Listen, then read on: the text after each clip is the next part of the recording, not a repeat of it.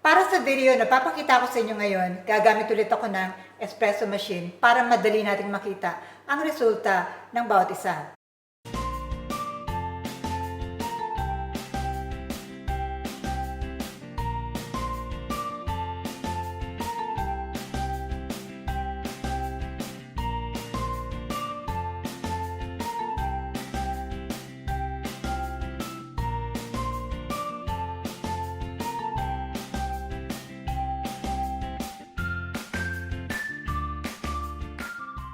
Ito na yung Taiwanese tea, ito na yung Thai milk tea. For the Taiwanese milk tea, ang classic formula ay 2 tablespoons sugar. So let's put 2 tablespoons sugar. At saka, ito ay para sa 16-ounce cup, 3 tablespoon na creamer. 1, 2, 3. Now, dahil kakabrew lang natin, mainit pa siya, pwede natin siyang haluin. Ang kalalabasan nito ay about 7 to 8 ounces ng milk tea. Ang Taiwanese milk tea, ang ginagamit ay sinishake. Lagyan natin siya ng ice, about 2/3 of the shaker. And then, ilagay natin yung ating tea with milk. Tara.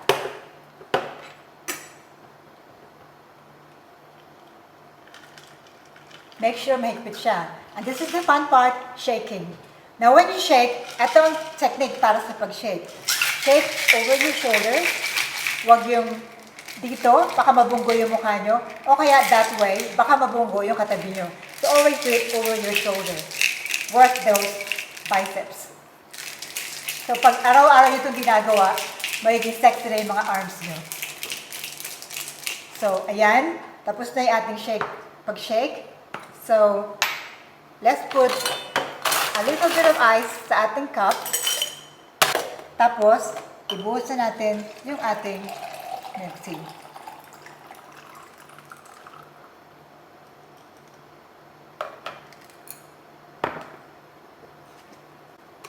So, kung gusto niyo nang may mga bubble ang tea, ilagay niyo lahat. So, that's exactly a 16-ounce cup. So, ito na yung ating Taiwanese milk tea using creamer, sugar, at shake. Okay, tingnan naman natin dito sa kabila.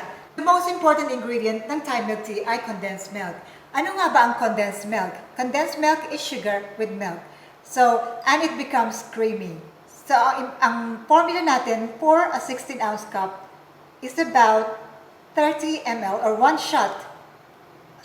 So, ang kagandahan ng paggamit ng liquid milk is maski malamig na yun siya, matutunaw pa rin siya. So, haluin na mabuti. 1 shot or 1 ounce ng evaporated milk. Ang iba ang ginagamit ay fresh milk, pero the classic na talagang masarap ang lasa ay ang paggamit ng evaporated milk. Teka, nalimutan ko lagyan ng asukal. 1 teaspoon ng sugar. So makikita natin ang color niya is so bright and bright orange. Haluin na mabuti.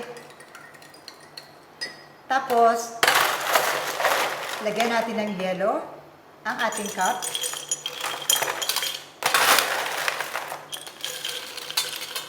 Sa paglagay ng yelo sa Thai milk tea, huwag mag-alala kung sobrang dami. Ang Thai milk tea ay very concentrated. So, make sure puno ng yelo ang baso nyo. And then, ibuhos yung ating milk tea at haluin mabuti. Para pag inom ng customer ay malamig agad. Ito ang final touch. Let's put the evaporated milk on top. Lagyan natin ng straw, bawat isa.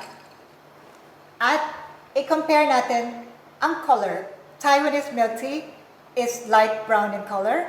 At ang Thai milk tea naman ay orangey ang color. Now, tikman naman natin ang lasa.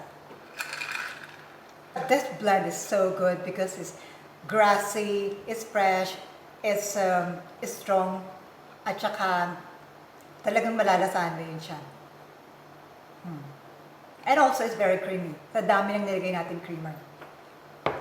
Ito namang Thai milk tea. Haluin natin para mahalo lahat ng gatas. Let's try.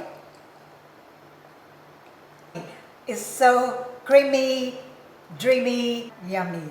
So, para sa mga hindi pa nakakatikim ng Thai milk tea, it's about time you try. So I would like to invite naman yung mga nag-taste test ng milk tea, come and give this to a try. Para sa akin, both are winners. They're different. Ang Taiwanese milk tea is very good with boba, with tapioca pearls. Sa mga susunod na video natin, gagawin na natin ang mga bubble tea na may tapioca pearls.